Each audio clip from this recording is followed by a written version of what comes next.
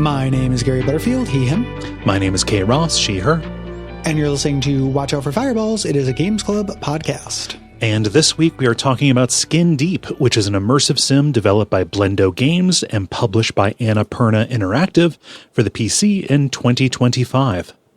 Yeah, and this is your pick. This is my pick. I think, what was it, like a year ago, 2 years ago? I was like, let's do Quake. Let's throw Gary a bone with my pick here.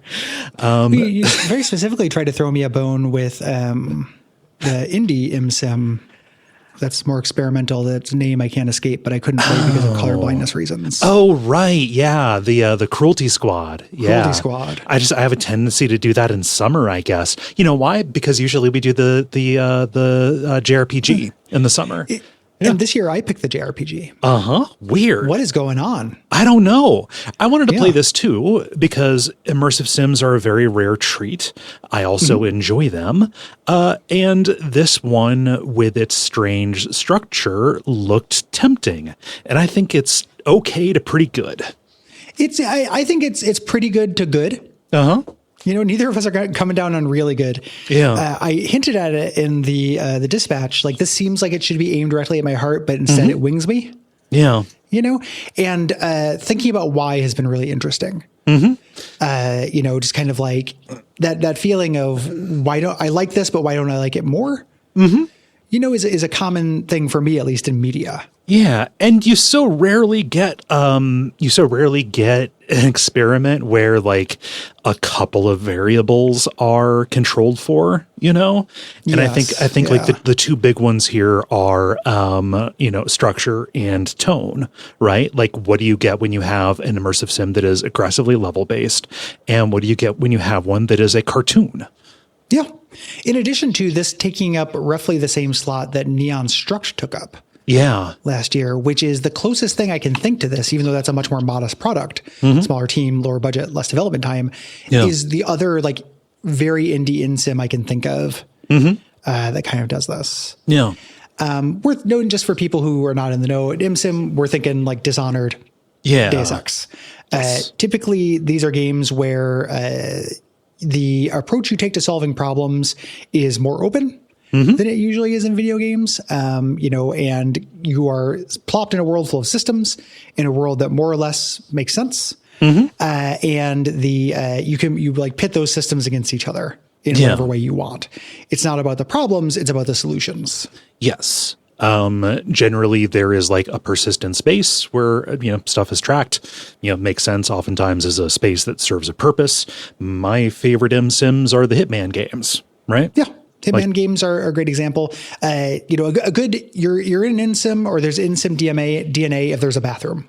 You know, if people got to piss, if they account for that, and plus points if you can use it for gameplay. You heard it here. Resident Evil 1 is an ImSim. Absolutely an ImSim. But Resident Evil 2 is not, because there's nowhere to piss in that fucking town. And pissing in the herbs. Yeah, until you get to the police station, you can't use the bathroom. Everybody has to go to the municipal bathroom at the police station. And they card you. Yeah. Oh gosh, so this game takes place in kind of a wacky sci-fi setting. You play as Nina Pasadena, who is an insurance commando working for the Manx Insurance Agent Organization, or Meow Corp. Basically, she is kept in cryosleep on spaceships, and when space pirates attack and hijack the thing, a silent alarm is tripped, and Nina gets to work. Yep, she is dispatched. And we'll talk about the tone. That's real wacky. This game is wacky. We'll talk about the tone in a moment. As Nina, you had to rescue the crew of the ship. The crew are all cats in this because wacky. And it is being patrolled by space pirates. They're looking for you. They know somebody's on the ship, generally. Yeah. There is an overarching plot that I was kind of surprised didn't go further. Or have more like emotional resonance, I feel like. Yeah. It has kind of nods towards it. She's searching for her doppelganger, Zena Pasadena, who is the queen of this group of space pirates called the Numb Bunch. God, reading this all in a row makes this sound so tedious. Like, this game is funny. There are legitimately funny bits. Yes. But boy, just saying the names makes it sound right. It makes it sound pretty intolerable. It is kind of a magic trick that it makes the tone. The tone pulls it off. That is mostly works. Yeah. So this plays in first person, and it's strictly level based, meaning that you start each level with nothing, and you tackle relatively small spaceships. They do get a little bit bigger as the things go on, but they max out at maybe less than 10 rooms, corridors, and stuff like that. Just kind of very simple systems, including the outside of the ship. Yes. Yeah. This is very systems based. So you can interact with almost everything in the game, and there is kind of a broad kind of cartoon logic to it. There's a main loop which ultimately ends up being one of the things that stops this from entering my pantheon. We'll talk about that you do each time. There's some interactions you do. We're never going to be able to cover everything because there are a lot of different things you can do. That's one of the joy of the genre. Do that. One of the downfalls of the genre is that you tend to do the same. Like once you find something that works, experimenting is not always mechanically encouraged. So that is we won't be able to cover everything. We'll be able to cover the things that we did. We did them a lot. Yes. Yeah. So something important about this, you can only carry 5 different objects at a time. This includes weapons. This includes key cards. This includes the heads of your enemies, which we'll talk about. And this inventory limit is a constant factor as you're playing. You're kind of constantly prioritizing what you need or want to carry around. Yeah, you can't hoard. Yeah. Weapons are a late game feature. And even they're kind of rare, they're kind of a pain in the ass to use. Yeah. In them, they are meant to be not your first resort. So basically taking space pirates off the board usually involves stunning them. And you do this through cartoon ways. You throw, ragweed in their face. You make them slip on a banana peel. They soap. They sneeze on pepper. Then you jump on their backs and slam their heads into stuff in the world. It's in the most janky controlled thing in the entire world. It feels like PS1 stuff, which is it works. It never really worked against me, but it is not a smooth experience getting these guys to run into stuff. No, it's weird. Yeah. It's hard to control. It actually reminds me a lot of controlling one of the Left 4 Dead survivors when you're the jockey. Oh, yeah. You have control, but only kind of. Yeah. So it seems like there's a pretty broad, space in those cartoon kind of things, but effectively banana peels and soap are the same thing. Pepper and ragweed are the same thing. Things just kind of fall into different categories, and you kind of know what the relative value of the things to pick up is going to be. Stun, slip, or hurt. Yes. And you can hurt by using environmental hazards, often by lighting them on fire. A lot of things will create flammable clouds that you can then ignite with a spark. MVP in this is the bolt. If you throw a bolt at a fuel line, it will cause it to leak and spark, creating an explosion. Yep. There's also electrical circuits you can use to stun. For this. And of course, in ImSim, you can turn the enemy's things against them as well. Things like turrets, stuff like that, mines. Yeah. When you kill an enemy, there's something called the Skull Saver. And this is a way these pirates can be immortal, basically. When you kill them, their skulls in a bubble pops off, and they float towards a regeneration pad that gives them their body back. You have to carry the head, which is an inventory object, and dispose of it. You can do this in a toilet, a trash chute, throw it out into space. It cannot be just destroyed though. Yeah. If you just shoot it, it will go into the lost and found, which is an ease of use thing. We'll talk about, there's some kindnesses in this game that I think are really thoughtful. Yeah. And this is a pretty major change in the loop, right? You can't just kill somebody. There's an extra step. And like in the midst of chaos, if you're killing a bunch of guys, well, now you have 2-3 heads to take care of when you might not have the inventory for it. You're being attacked, you have to escape, and you don't grab the head. Right. You need to grab the head, or otherwise that enemy is just going to come back there. So it makes you choose your fights. Yes. And even carrying the heads is a bit of a problem. The heads can still talk to you, which is fun. If you're holding it, it's loud and clear, but even stowing it, they will occasionally scream, and that muffled sound can be heard by the other guys. Guys never heard it for me. Oh, I definitely carried around heads for a very long time. And I didn't fuck with the accessibility settings, but dudes never heard it for me. I worried about it. It never happened. Yeah. Happened to me a couple times, but I was probably being particularly incautious. Yeah. My extremely cautious play style of video games might have helped me out there or hurt me, whatever you want to say. Yeah. When you're about to be caught, the character, there are hitman alertness circles. Characters will also talk and they'll say what they're going to do. Yeah. Oh, she's in the vents. Let's flush the vents. And you get very loud and clear warnings. Yeah. In terms of those kind of ease of use things, the game is actually really kind in a lot of ways. I think one of my favorites, there are accessibility options, which are really good. They're thoughtful and granular. You can change it so you have more health. You can change it so enemies detect you less easily. You can make them die in one hit, things like that. And then you can't lose things. Yeah. That's a really smart feature in this because there are key items and you can lose things. You can blow airlocks and shit. Yeah. They'll all just end up in a magical lost and found device. When you beat the game, you get a kind of museum of the game development. And this was something added later. Yeah. It's really smart. Very smart. Yeah. Because I don't know, if I thought that an explosion could destroy the key that I need to unlock the last cat, well, I'm probably not going to be fast and loose with explosions. The fact that everything can be recovered. And like at one moment I thought, oh shit, I broke the lost and found machine because everything can break.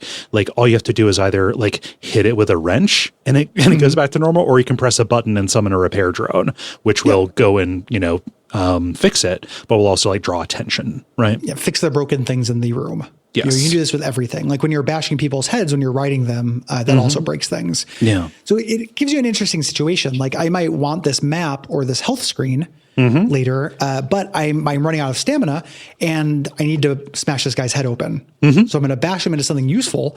And then I need to work about repairing it later.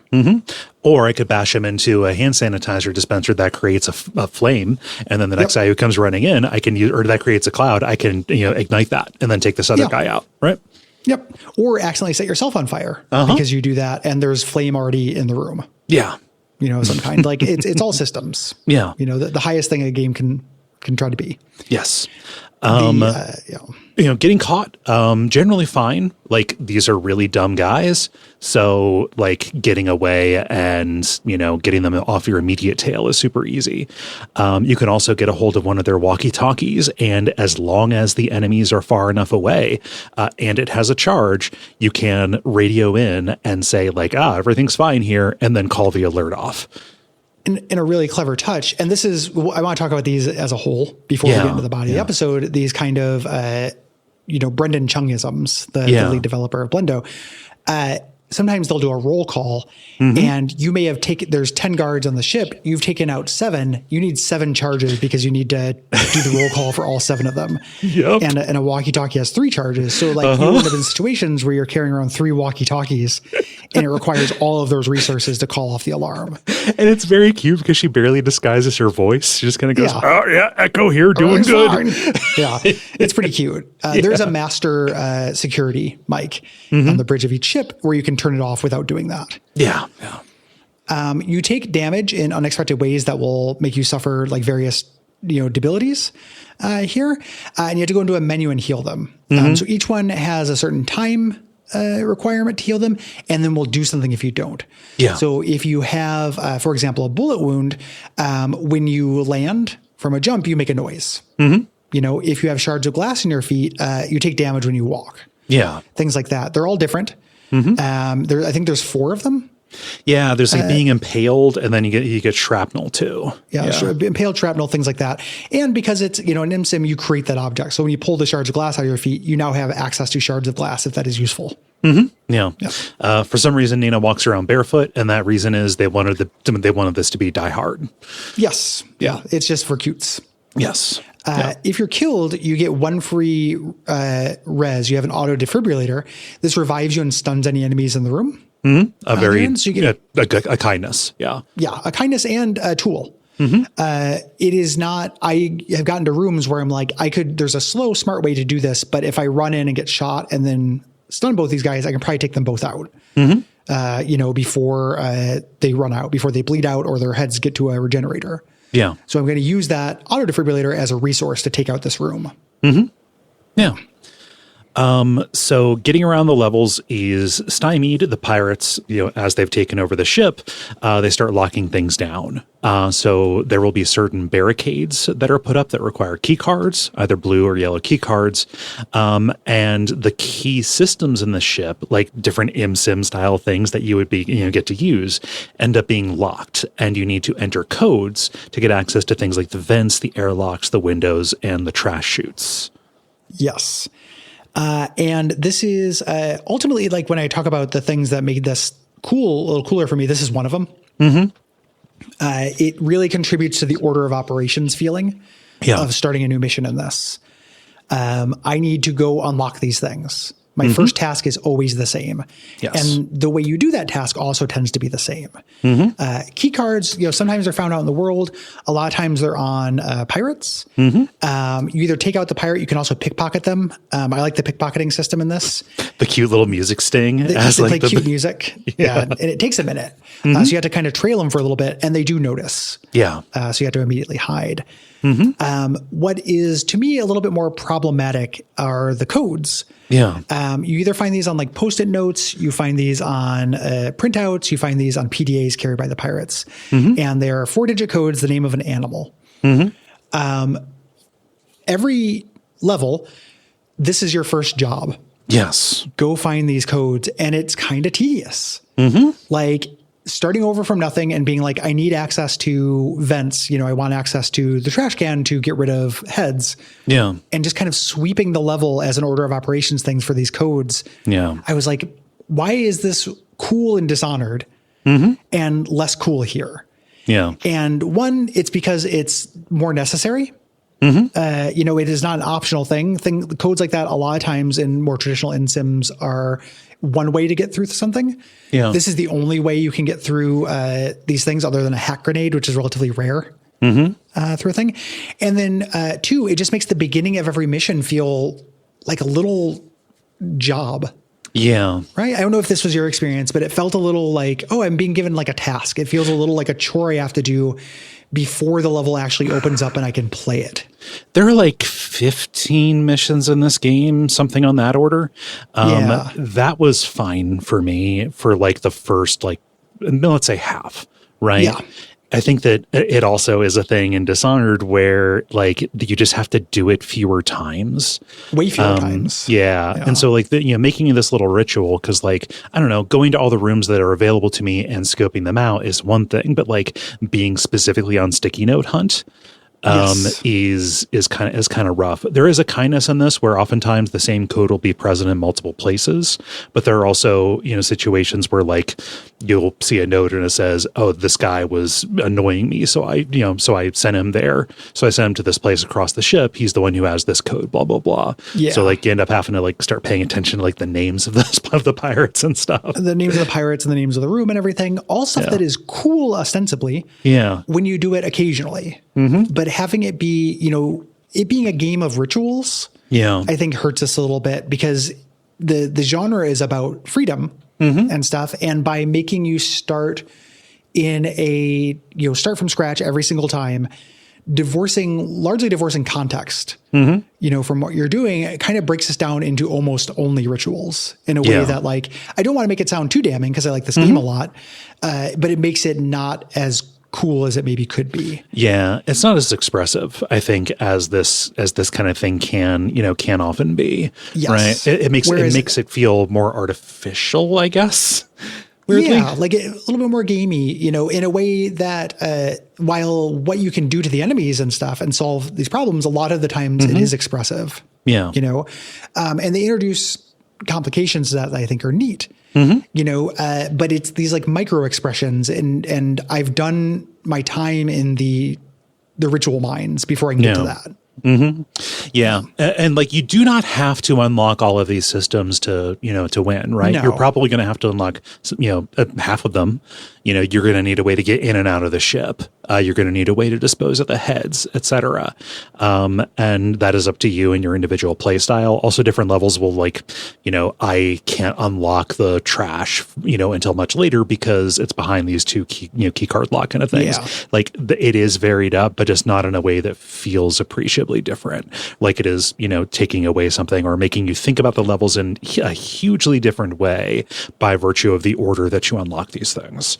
Yeah.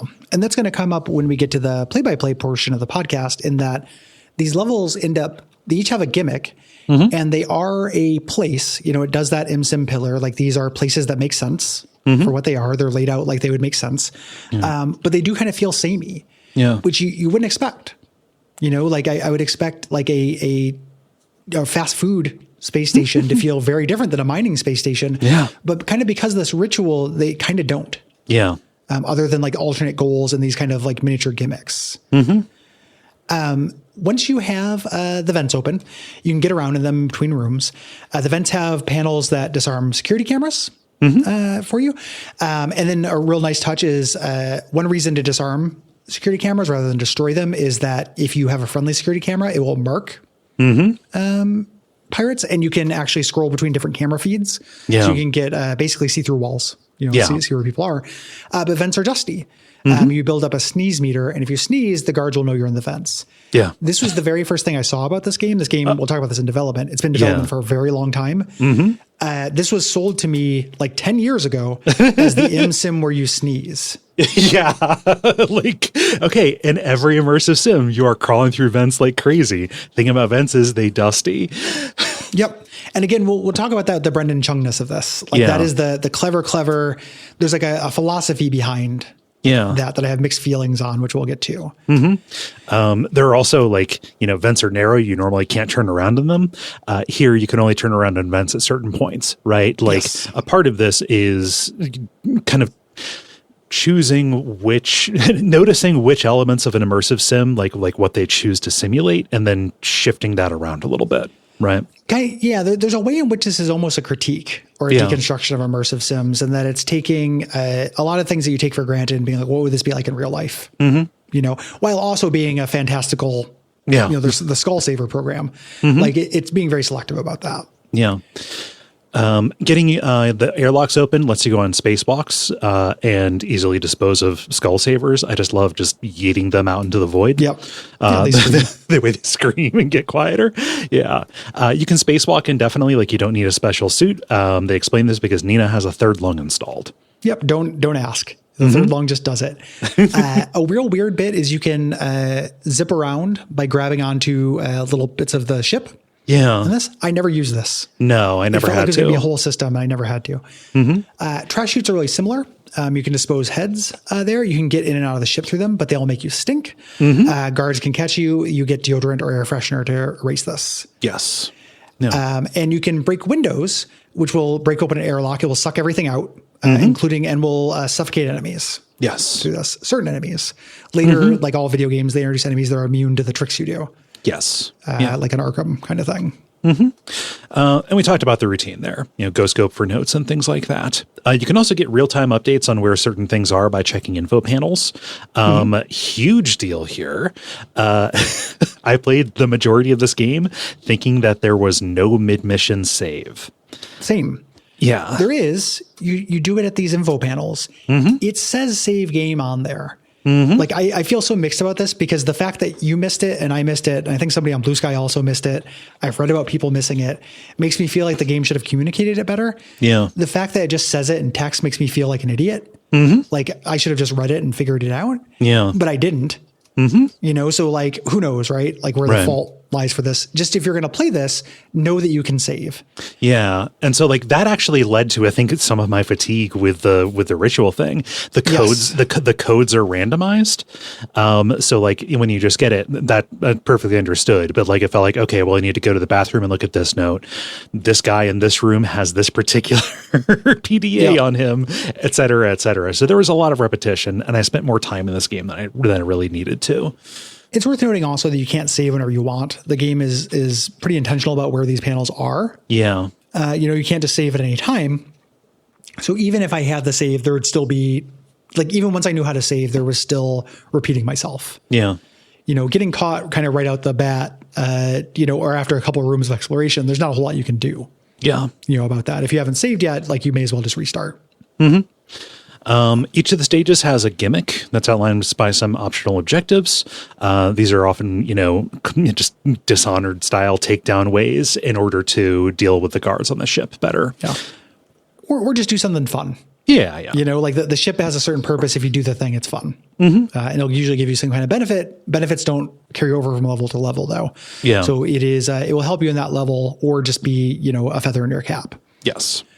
Levels get to the kind of, for the first half of the game, levels end when you've rescued all the cats. Yeah. You have to, they're in these little boxes. They look like things that would hold fire extinguishers.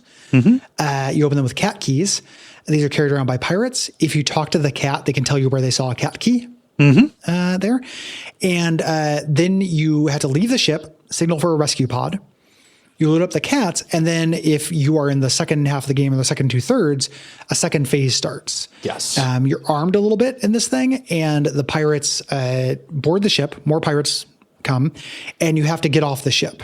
Either by killing all the pirates or taking their ship, commandeering it. Yeah. So you have to get like a special key off of one of them. And it depends. It just varies depending on what which of those is easier. You get like a little bit of time to set up before they come in, and you can actually just deal with them all in one fell swoop if you would like to. That is one of those things where having a little bit of knowledge, like going through on a second try, okay, they're going to board at this airlock. Exactly. Sometimes if there are 3 of them, like, okay, they're probably not going to come at the airlock that I just did, so I need to guess where they're going to be. If you go outside the ship, there will be a little like tractor beam. Yeah. Showing the airlock they're going to go to. But when we say you have a little bit of time, we really mean like a little bit of time. Yeah. Like 30 seconds, 45 seconds. And you still have to get around. Yeah. You can find various items and pieces of equipment. As we mentioned, these special grenades are pretty neat. Weapon, in that cutesy, the Brendan Chungism, weapons are simulated. Yeah. You have to rack them. If you actually do spend a shell, you spend empty clips. If you reload a gun, then you have access to the clip. It's all the school of game design that worshipped Far Cry 2. Yes. Stuff. Yeah. And those weapons and all of the items that you find in the ship, you get all of these cartoon logic interactions. Things will cascade, and stuff broadly makes sense. Like you can recover health by eating potato chips if you would like to, but doing that makes noise to alert the guards. They're super crunchy. Yeah. Like soap you can just throw to make people slip. But if you find a banana, well, that's a health upgrade that then turns into a slip hazard that you can throw. Yeah. If you just throw the banana, you can slip on it as well, but you get to eat it first if you want. Yeah. Item functions are outlined on their warning labels. You can inspect these while holding them. And there's a little bit of like satire in this. Unsafe everything is. Like warning, this is extremely flammable. Fuel lines, shit like that. Right. You can do kind of long chain reactions in this. To make this kind of easier, and so you can kind of backwards engineer these things, it adds an event list. It will tell you what happened. Similar to like Team Fortress 2 or something. Like, took the base, was fragged by frag, things like that. It'll say Devin slipped on a banana peel. Missile, Devin destroyed by heat-seeking missile, from another guy, things like that. Yeah, yeah. And they'll do little freeze frames and call outs of these things. Like fuel plus, or fire plus fuel line equals explosion. Yeah. Bullet plus Darren equals. Yes. Dead Darren. Right. Yeah. Yeah. Things like that. There are definitely more mechanical things that are going to pop up in this. I think we're probably going to get to them in the episode when they came up. One thing that was a real steady tactic of mine that I want to mention here, so I don't repeat myself in levels, is in levels with a hack grenade, setting up a kill room for the boarding. Essentially setting up a turret room and then luring the reinforcements there and then running interference for the turret. Yep. Like that's really fun, throwing, you're going to be sneezing while this thing kills you. You're going to be, slipping on a banana peel while the turret, so you can't fight back. Yeah. That. There's also, we talk about subverting security systems. There's a thing when an alert is going on, there's a thing called a swordfish that is like a floating helicopter drone that shoots at you. That is a real fun ImSim thing in that it starts as a hazard and then becomes a tool. Yeah, even if it is lodged in your body. Even if it's lodged in your body, like it will lock onto you and then shoot at you. You can dodge out of the way, and it will hit in the ground. You can dodge out of the way and it can hit an enemy.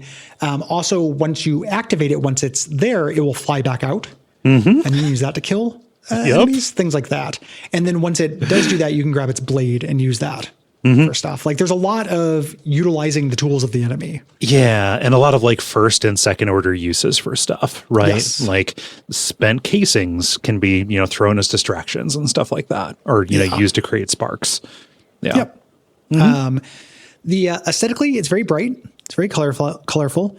It is in this, we're going to talk about the retro engine, but it's very lo-fi looking. And the human designs, Blendo usually does big cube faces. Yeah. That's Blendo's trick. In this one, they don't look like that. They look like Doom 3 characters because that's what they are. Yeah. Generally aesthetically, it's very functional to me. There are some really striking kind of images that pop up in it, but at the end of the day, they are space stations. Yeah. Yeah. And space stations don't sci-fi corridors. Yeah. Little sci-fi corridor stuff or sci-fi room. Yeah. The music's good. Cartoony. There's some bossa nova stuff happening. Like all of these games, most of them anyway, take place in this kind of alternate world where like the capital city is like Nuevos Aires or something like that. Everything kind of has this like vaguely kind of Latin flavor, which is nice. Yeah. The opening theme, the song that plays on the title screen, I think is really good. Oh yeah. The writing in this game, let's get into it. I generally think it is pretty cute. It is very lighthearted. There is a little bit, and I agree with you, the voice acting is good.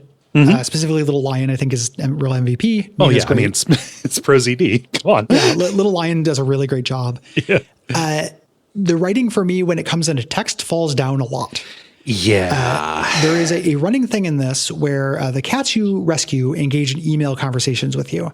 This is something that the developer outsourced to friends, let them assign them a cat, let them write them.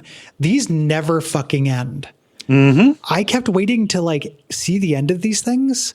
And it is almost so that's meta. It's this prosaic, it just keeps going. And in a way, I get it. I've had emails like that where I'm like, okay, we're done talking. And someone just keeps adding to the thread. Yeah. But I stopped reading them. And there's not that much reading in this game. And I felt kind of bad about it because they started off cute. I've rescued a cowboy cat. The cowboy cat is concerned with cowboy things. He wants me to buy a cow. That's cute. And he asked me a question what can I do to get you into a cow? Cute. I say, I don't really want a cow, but then he just keeps talking. Yeah. And I just constantly have unread emails in this that are, and somebody's gonna be like, oh, that's the point. It's a joke. They keep talking to you and they're cats. They're not very socially adept. If you put writing in a game, it should be funny or interesting. Yeah. And when everything else is as a joke and is funny, things should have punchlines. Yes. There are visual jokes in this that are very funny. The sense of humor in this game is, for me, real hot and cold. Whereas there are laugh out loud visual jokes, tons of them. Right. And then there's just the text that are just walls of just the most boring text that is kind of cute because they're cats. Yeah. But it's just, what if, this cat's a LARPer, this cat's a magician, this cat's a fantasy writer. What if they just did the thing they are? Yeah. I wanted the developer's friends who wrote all these things to be funnier and better. Yeah. I also, like, my eyes just started glazing over on some of these after they kept continuing. And I understand, like, you want something, like, okay, new text after missions or whatever. But like when it's like 4 of them updating as opposed to just like, oh, well, I wonder what the chef cat has to say. Right. Yeah. Like, I don't know. It says something. And like some of these friends are like, game developers who I think have done good work. Right. But like, like it says something where like the actual funniest thing is like the character design on the cats when they break out of the box. Yeah. And it does that like little slow-mo thing, and he's got his little cowboy hat on, The funniest thing is there's a small chair. And it's the funniest joke in the entire game. And all of this stuff is, and it's a minor part of the game and you can skip it. Like I can hear all those responses. But if there's writing in the game, it should probably be funny or probably serve a purpose, be worth reading. If something's on the plate, I'm going to judge it. Right. Yes. And it just became annoying, between missions. I think it kind of also contributed a little bit to the bad feeling of starting over the ritual. Right. So like going back to my space base between missions should feel like a reprise. You want, this is a genre staple. You're back at UNATCO between missions and Deus Ex. They change things more meaningfully in that there's more exploration, there's something to do, and it provides a meaningful gameplay break. Yeah. Here, just the emails did not provide a meaningful gameplay break, and I wanted the meaningful gameplay break more because of the ritual. Yes. Like going back into the mission, the result ended up being that this was hard I didn't rush this game at all, but it was hard even like the ideal pace for this is like a mission a night. Yes. Yeah. And that's not very much. It's like a half hour. It's not very much gameplay time. I wanted to play more than missions than that, and it ended up making it contributed to that feeling, I guess. Yeah. Yeah. Something else that is kind of a break. Every few levels, you get like a little cinematic kind of level that does Blendo's trick. This is basically the thing about 30 Flights of Loving, their previous game, which is like there's montage. Just bringing montage to to gameplay stuff, and those are cool and stylish, right? Yeah, and they are a nice break. Yeah. Let's talk about Blendo's trick. Here a little bit. Blendo is a game studio founded by Brendan Chung, 2010. Released their first game, a first-person adventure game named Gravity Bone. There. And previously, Chung had worked at Pandemic Studios, cut his teeth working on mods for FPSs. I always think of Brandon Chung when I think of the subject of the Beginner's Guide. I don't think that's what the Beginner's Guide is about or anything like that. It just, I was like, when I was playing the Beginner's Guide, I was like, oh, Brendan Chung. Yeah. Yeah. Yeah. And, Blendo kind of started out being known for these mechanics light cinematic games like Gravity Bone and 30 Flights of Loving, the latter of which got a lot of attention due to the Idle Thumbs podcast. Idle Thumbs was a big booster for Blendo. They also made some crunchier strategic games like Flotilla and Atom Zombie Smasher, both of which I've heard pretty good things about. You have a stronger opinion about Blendo than I do. I do. Because it seems like something I would really like. And a lot of it's because of the next game we're going to talk about, but it's worth, 30 Flights of Loving got built up too much for me. Yeah, it's very slight, and it is more just like like the opposite of a tech demo, like an art demo. Yeah, right. It's not quite this, but you like walking sim, like an early walking sim almost. I am a little bit less impressed by the your character is walking, and then we cut to another scene where your character is walking without you doing it. It is novel. Yeah, it's novel, but I'm not. It's not like every single time I see it, I clap. It happening in Gravity Bone, like pretty neat. That's a cool concept for a little walking sim, like art demo. Then it happens again in 30 Flights of Loving. Then it happens again in Quadrilateral Cowboy. Then it happens again here. It's not actually it's not cool on its own to me. It was cool the first time I saw it. Yes. So this got built up a lot to me, and I did not know what the big deal was. And then they were putting out a game, they were putting out something that was a little bit more mechanic focused, kind of a mix between these two things. 2016's Quadrilateral Cowboy. This was a stealth hacking game where you orchestrate heist, which seems like something I would really like. Yeah. That game I find deeply unfun. Okay. I don't know if you have played that game. We did it for Comrade. I was pretty hyped. Oh yeah, the remit of it, like it came out and I heard nothing about it except what you said, and I was like, I'll probably stay away. It is very the remit of it is good. It's very obsessed with Blendo's trick, which is like what if you actually had to do the thing that the video game asked you to do? Yeah, like you're usually alive. Abstracted? Yeah. Yes, so in Skin Deep, like when you fire the distress gun for the cats, you actually have to do the Morse code for SOS. Mm-hmm. Quadrilateral Cowboy is that, but for like sneaking around and programming. Mm-hmm. And it's really fucking boring. And just kind of all of the rough edges made it very irritating to me. Mm-hmm. Like I very disappointed in that game. Big disappointment to Gary's there. It's worth noting, this is the first time he had worked with somebody else. So it was kind of the first time blending of, Blendo's Trick plus something that is a more traditional game. Yes. Other than Flotilla and Atom Zombie Smasher, which are much like lower fi. I've heard good things about both of those. Yes. As well. I know Will is a big booster of Atom Zombie Smasher. But the kind of merging the two styles.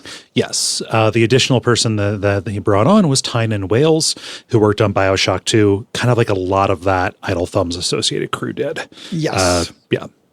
Yeah, that era. So I'm not against, I don't hate Blendo games. I was very disappointed by one, and one of them I kind of liked but didn't understand what the deal was. Yeah. There's also an element where the sense of humor only kind of works on me. Like there are really good jokes in this game. There's also, for every good joke, there's something where I'm like, I understand this is probably making somebody laugh. Yeah. But it doesn't work for me. That's the trouble with humor. Subjective. Yeah. There's nothing to that. That's not actionable. I'm just like, somebody thought this was really funny. I'm not that somebody. It's okay. Yeah. So this was announced a long time ago. Like you said, it was announced in 2018, and really, gameplay was only shown in like 2021, really. The team expanded. Suzanne Will joined on level design. This is her first game that she's worked on, and they have a narrative designer, Laura Michet, who previously worked on Riot Games, acting as narrative designer and writer for the primary stuff. The goal is very apparent when you play this, and when you can, again, you do the credits that they talk about their goal and how it got away. They want to make a cartoon imsim. Again, it is cartoonish. It's also taking other things more seriously. Yes. It has the Blendo's Trick over it. Skin Deep is a little bit unusual for a game that's released in 2025 in that it's developed on an open source version of the id Tech 4 engine. This is the Doom 3 engine. Yeah. They talk about this. They knew this is it's an outdated engine, but it means they knew its tricks. They knew exactly what it was capable of. It's kind of why the characters look scary. The human characters.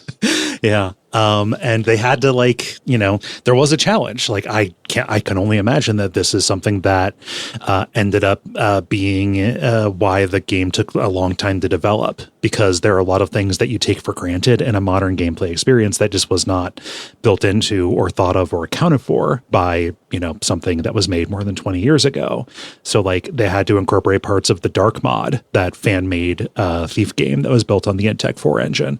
To get shadows, they had to check and make sure, because John Carmack's shadow technology for for Doom 3 was actually patented by Creative Labs, the Sound Blasters people, and we're not going to be able to do shadows in this, because we'd have to pay to use that. But they checked and it was like, that expired. We can totally use that. So they had to work that back in. A lot of the early design decision stuff that we know about this is from the end of this game. You go through a little museum of the game at the end. It's very cute.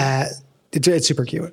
Originally, there weren't barriers or key cards. It was a more open level. They decided to, guide people more. And getting rid of the skull savers used to be a process similar to Rescue the Cats. You'd have to have a key and summon a pod for them. This was repetitious. They stopped that. Basically, good things. This is where they added the Lost and Found. We mentioned that. They're all smart choices. Yeah. And you used to be able to interrogate enemy heads with a dialogue wheel. Grabbing their skull and talking to them. They got rid of this as well. Yeah. Here, which is probably good. Yeah. Ultimately, what they have, I those changes all felt good to me, even if the end game, other than possibly having the levels be a little bit more open. Yeah. And you can even see you have the interrogation, you have a dialogue wheel, that kind of still exists with asking the cats for hints about where a cat key might be.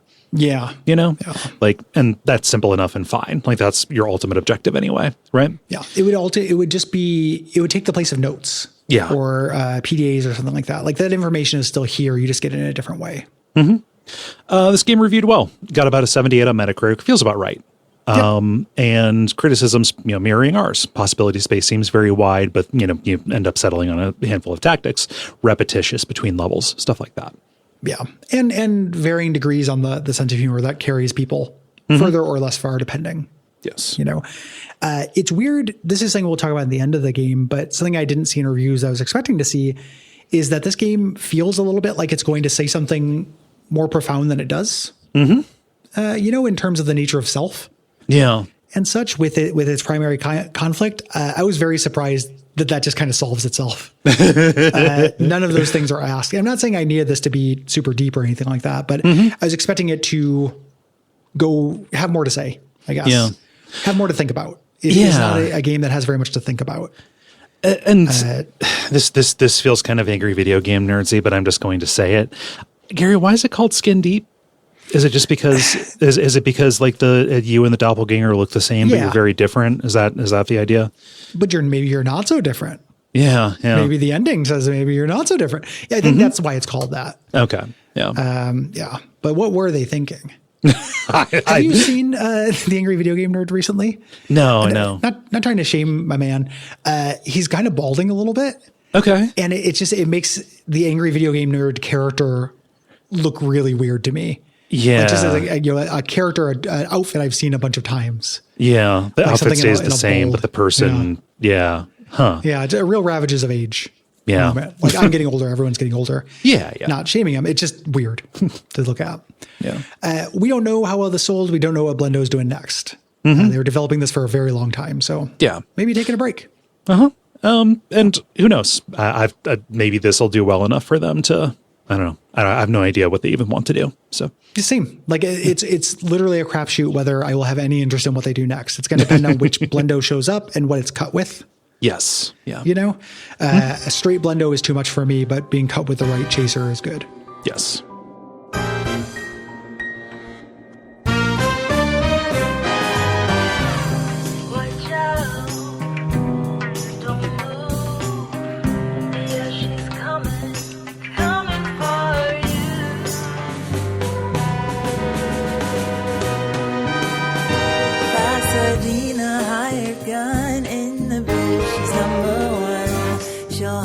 Down for fun. It's a classic hit and run. Let's get into it. Yeah. We start out in our tutorial mission on the CSS Wabagong. And you're just running a standard mission, trying, to rescue these cats from a new batch of pirates that has popped up on the scene, the Numb Bunch. Yep. You have one of your kind of standard superpower here where you can go into inspect mode. And this allows you to read notes from anywhere. We didn't mention the generalities, but you can read them from across the room. Zoom in on them. But it teaches you about inspecting, throwing, things like that. We find a dead body without a head, and we learn about the skull saver, immortality device that we have to use. And eventually, we find some pirates. They're on board looking for the insurance commando, which is us. Yeah. Usually the pirates are on board trying to get a hold of whatever's valuable on it. And them coming for you specifically is new. Something about the skull saver that I really like that I forgot to mention in the generalities, the way that's justified in the theme as like, oh, that's how the numb bunch can recruit is because it's an exceptionally good healthcare plan. Yeah. And that's why I kept thinking there was going to be more to the we're not so different because Xena Pasadena, your clone, is really good from a workers' rights standpoint. Yeah. And the characters make some statements around this. They'll be like, oh, maybe you're being too harsh on her. And then my character goes through no development and just decides, yeah, I guess I was off screen, happens in between clicks. Yeah. My character decided to agree. As you're going through this tutorial, and this is done in the Blendo style. This is not done. You're not actually playing the game. You're doing the montage cuts. Yes. You're following the notes left by Captain Palenka. You catch up to him being interrogated by a pirate named Patty. You kill her and rescue him, and he says, hey, help me save the other two high-ranking cats. Yes. And you get your first open-ended encounter here, right? You have a banana peel there. You can stun the guy, run him into a wall, knock him out. You could also have snuck through some vents, and there are flammable pipes, just introducing you to some of the basic, good old reliable standbys, at least until the enemies get armor, which means you can't pounce on them. Yes. I do not like the armor enemies very much. No. In this. You reach the bridge. We find a pirate calling his masked leader. She says, listen, they have to find us because she wants us dead personally. He sends his head out through the trash, or we send the head out through the trash, and the cats defuse the self-destruct system there. And we are like, oh, she wants us dead. Well, there are tons of people want us dead. So we have to figure out who this is. Yeah. You go back to the ship that Nina lives on, which is called her habitat. It's like a 2-room thing. Like it's one room and grandma's attic. Yeah, I guess. Yeah. That's up above the cab. Periodically, you're going to get, along with your emails, you're going to get some VR training. They send you these goggles and, teaches you about different stuff. So like this is, telling you how to end combat alerts. We get our first objective here. Talking about this very expensive camera that we need to buy in order to do a stakeout. It's a camera that can zoom across the galaxy. Yep. Inside your thing, there's little cute bits. You can find tapes in the levels. You can play music. You'll find Game Boys. You'll find little handheld cube-shaped game things. And because of clever Blendo Games trick, you're not playing the game you pick up. You're playing the character playing the game. So it's near impossible. Just break out, but it's really hard to play because if you turn your camera, your character looks away from the game screen. Yeah. The game screen in the game does not turn into your game screen, if that makes sense. Yeah. Cute, but okay, that's cute, and I put it down. Yeah. Saw it. That's fine. Yeah, I get it. We go to the first level here to gain money, the Periwinkle. This is a laundromat barge. A small ship. Again, we're still basically in tutorial zone. Yeah. There are 3 guards. They're in really easy positions to take out. There are lots of vents and hiding places. None of that stuff is locked yet. It's very easy to get in there. But there are 2 guards in the laundry room itself. So having 2 guards in the same room, this is the first complication they add. Yes. And you can do a little trick here. If you find the hidden soap stash, you can add it to the master chute and it'll make the floor slippery. So they'll both fall and knock themselves out. Yeah. That's a matter of finding the soap, and that's a matter of finding access to the to the master chute. Right. Yep. This is an addition. Like you can slip too. So like if you run somebody into a washing machine, take them down. You have to be careful when you walk away because you will also fall down, and that's a problem when there's somebody else right there. Right. And when you fall, you can crawl around and roll around. You roll really fast. Yeah, you can knock people over that way. Well, and you roll faster than you walk. Much faster. Like Nina's actually pretty slow. There's no sprint in this. So this actually ends up being a tactic you can use. Yeah. We get outside, we get the cats, we get the rescue pod, and that ends the level. Yeah. We go into the next level. We need to get more money. Yeah. The Angler, which is the lighthouse station. And this is where we start getting them getting wise to us. We have our first fuse box jammer, which is deployed in order to lock down the vents or something like that. But the pirates are just testing them. They just got them, and the code is written right there. Like the little meta plot about like them slowly learning about operational security as a way to up the difficulty is fun. Yeah, and they're real idiots on purpose. They're dumb. The writing about them is showing that they're dumb. It's jokey. Again, this kind of the way this is a deconstruction of IMSIM guards. Guards in video games are stupid. They go back to they're like, oh, that must have blown over. Of course it didn't blow over. There's still somebody on the ship, you dope. But they do that really easily. This is kind of commentary on that. This is where we run into deodorant. Dignity brand deodorant. And we can find a lighter, which we can use to make a flamethrower. Nice. However, they'll do a bridge lockdown. We cannot get into the bridge from here. We can and kind of read notes. There is a goth cat who was in the vents who was scaring the pirates, acting like a ghost before it got caught. There. Little stories is what happened before we got here. Yes. This is one where you have to go out of the ship and re-enter through an airlock to reach the bridge. Like it's the first kind of mandatory spacewalk you get. Yeah. The pirates stashed a wire grenade in a panel in one of the dinghies. You can pick this up and it creates a tripwire when you throw it. And we get a series of notes that leads us to replacing the bulb for the lighthouse beacon. This is an optional objective. Doing it, though, leads to a package delivery, which gives you an EMP grenade. So kind of setting the tone for the optional objectives. You can do something that usually requires, really exploring the level. which is risky, in order to get an advantage that you don't necessarily need, but you do it for the love of the game. Yeah. You know, it can be an advantage. Sometimes these are easy. Sometimes these are hard. My opinion on these is don't sweat it. Yeah. If it sounds like a fun thing to do it. If not, though, don't.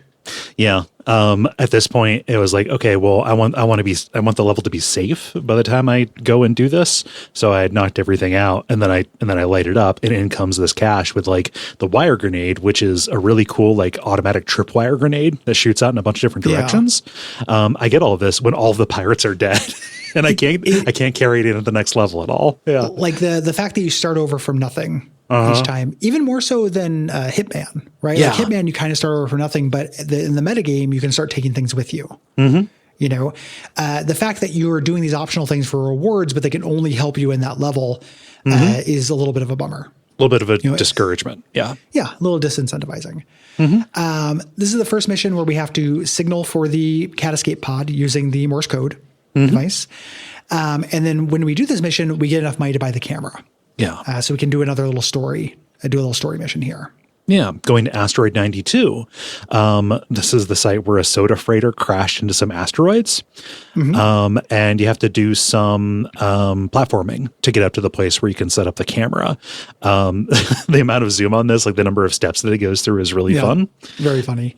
Yeah. Zooming a camera that zooms across the galaxy. When we get there, we see the Numb Bunch doing a handoff with another organization. And the leader's there. And when she takes off her mask, she looks just like us. Yes. This gives us our smash cut opening credits with a James Bond style kind of opening here. And Nina's freaking out. She knows who this is. Yes.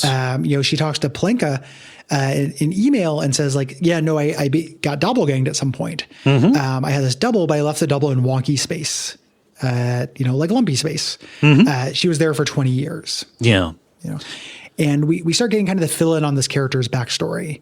Yes. Palenka says we should work with Little Lion. We don't want to, but Little Lion actually messages us. Yes. This is a former business associate. Basically, we got out of the game. Yes. He did assassinations and shit like that. We worked for him, and we went into insurance because we didn't want to be as bloodthirsty as that. He'll do us a favor for old time's sake, but we need to bring him money. Yes. So that means more jobs. Starting with, then we go into the Stargazer Observatory vessel here. And this is a little bit trickier. Yeah.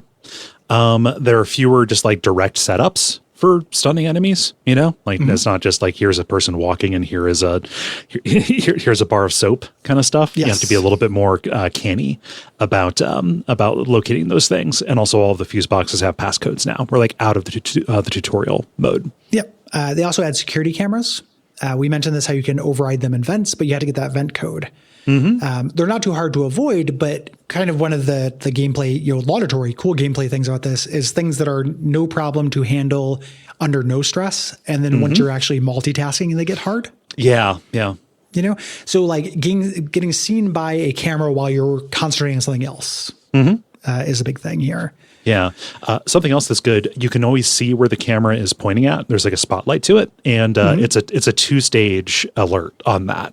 Like if you get spotted, the light will turn yellow and you'll get a little event log that says, oh, the camera is suspicious. Right. Yeah. And it's only if you get seen again that it doesn't even raise like a huge alert. It dispatches the swordfish for you.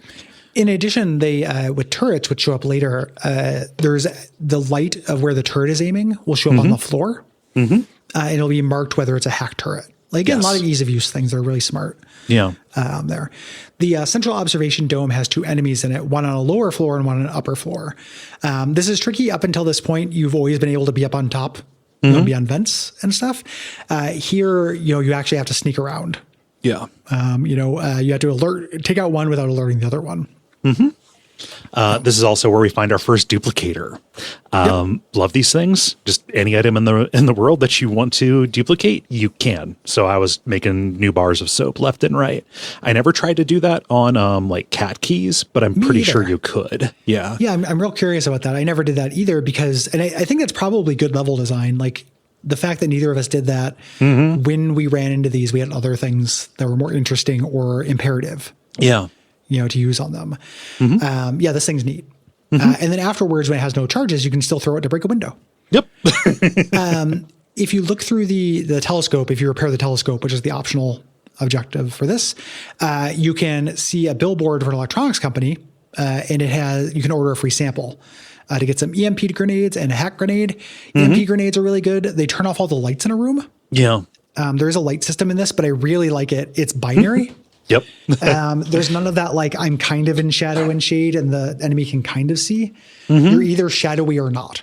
Yeah. And it clearly communicates that to you. Like, there's a filter over the screen when you're shadowy. It says the word shadowy. Like, there's a filter and it just says the text. Yep. And just it being one or the other, I like a lot. That's a smart simplification. Yeah. So EMP grenades are really good. Even though they are risk reward, they'll turn off the lights, making your room easier, but it'll also turn off all the devices you might want to use. Yes. And then hack grenades are really good. You can, when there's a security lockdown, all the devices in a room will shut down, specifically the healing stations. Hack grenades will override this. Yeah. Some of the more fun, tense moments in this game, I was very hurt. There was a security lockdown. I was not in a condition to fight back and remove it naturally, so I had to hack a healing station. Yeah. Yeah. The health stations will call out to you when they know you need help. I love that so much. Like health station here. It's very seductive. Health station here. It's real good.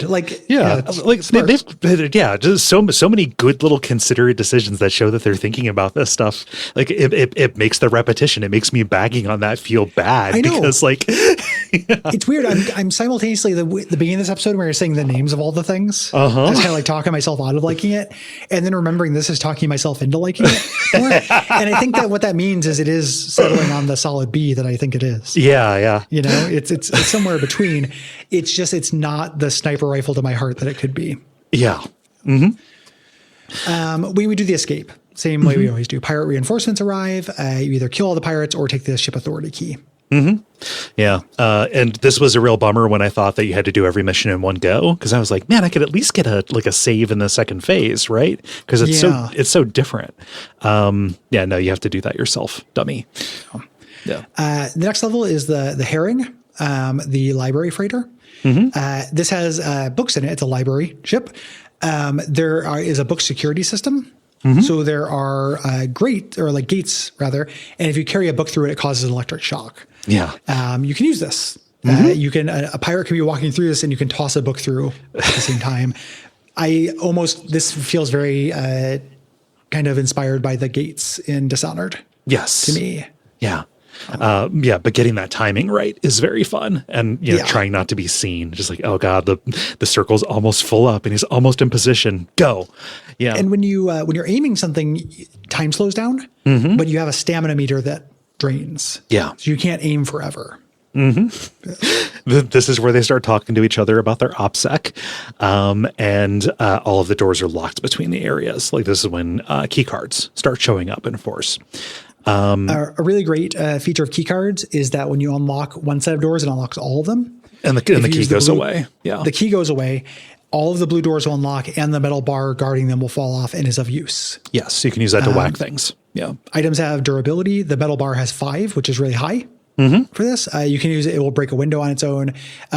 In desperate situations, you can use it as a weapon, which I've had to do before, and it doesn't break immediately.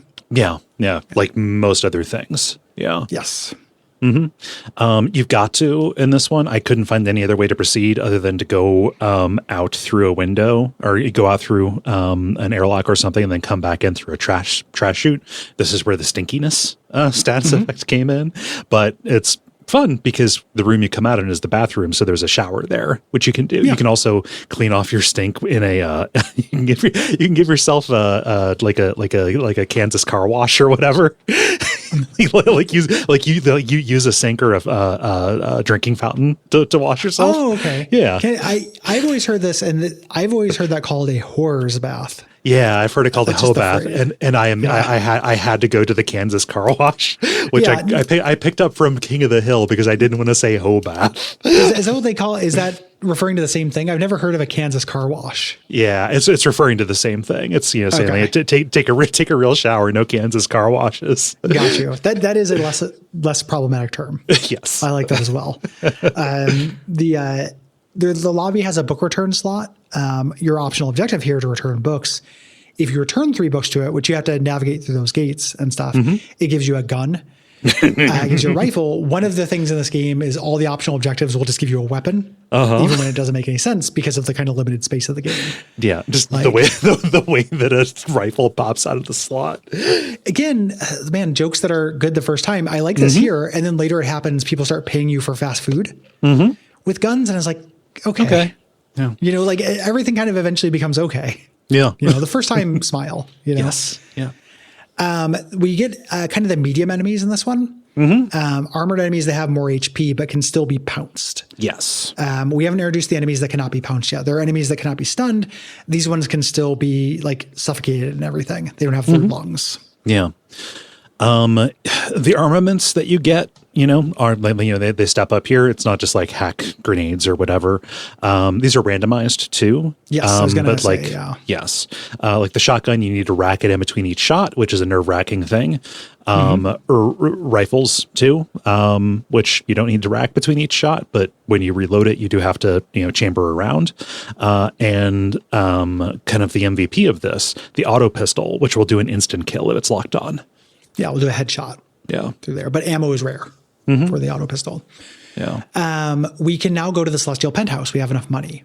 Yeah. And this to me is the funniest part of the game. Yes. The height of the humor. We're going to Little Lion's house here. We have to crawl through a chute, which is very funny, to do this, supplicant's entrance, and go to a little museum of his past. We can kind of see his story and how our story intersected. Yeah. I love that the chute for humans, the exit is real high up, so you have to fall out. It's very cat-centric. And then we get to Little Lion. He's sitting on a huge chair, and he pulls up this little tiny chair for us to sit next to him.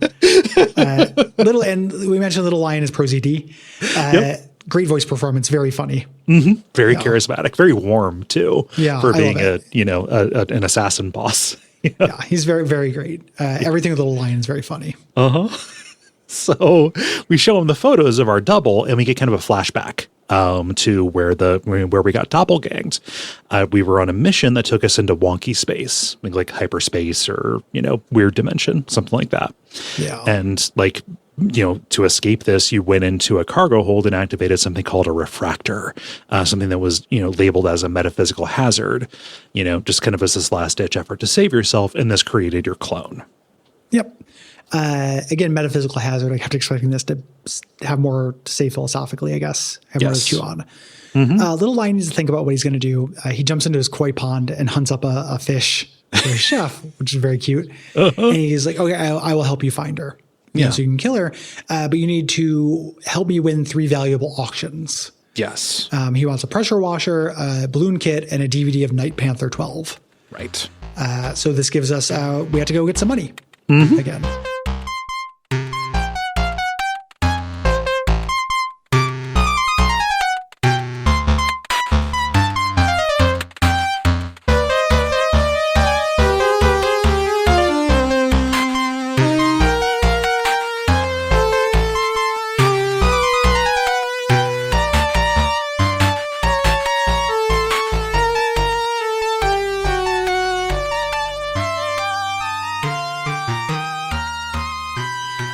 The next level is the Remora, which is a fast food restaurant here.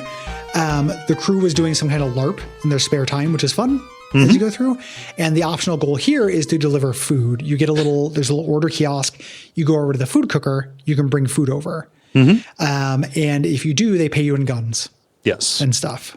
And you can do this basically as long as you want. Yeah. The fact that you can't carry stuff between levels means that there's no problem with having too many of these things. Yeah. The kitchen and like the behind the counter area are kind of distant from each other and a little bit difficult to secure. So it is kind of tricky to go in between them and get the right thing.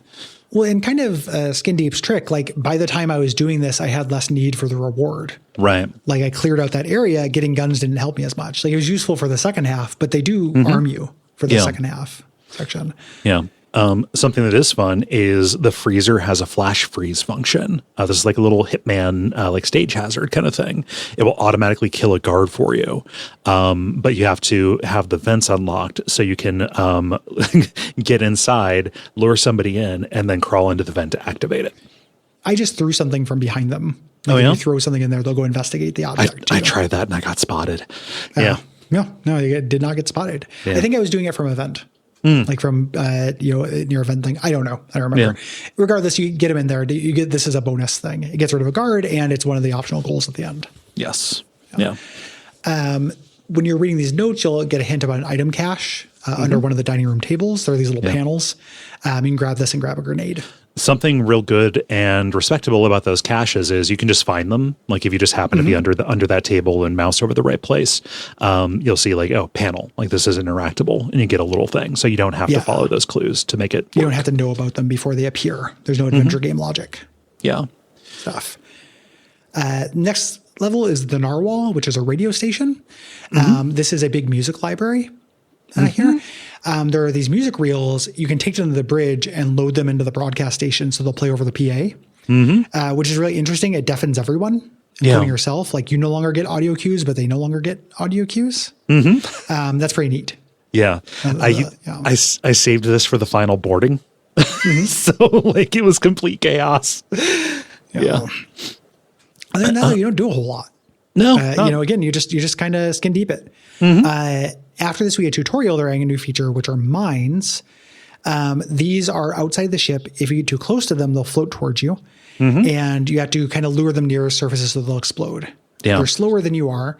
I thought that maybe I wonder if at some point in development they were faster than you, and this is why you had to use those grips. Maybe. To kind of jettison yourself to move quickly. Yeah. As is, you can just run away from them around the ship and they blow up. Yeah. Like mines are a real non-issue. It's a real non-issue, and there's not really anything to do with them. Like you have plenty of ways to break the windows if they're unlocked. Yes. And like that is plausibly the only thing that you can use to turn them in your favor. Otherwise, it is just, okay, I have a reason to stick especially close to the ship when I am outside. Exactly. Yeah. Yeah. I threw skull savers at them to make them blow up because it was kind of fun, but it was not of use. Yeah. Like you could cut these from the game and nothing would change. Yeah. This next one, again, we just skin deep through stuff. The barrel eye, the wind farm taker. I just have one note for this.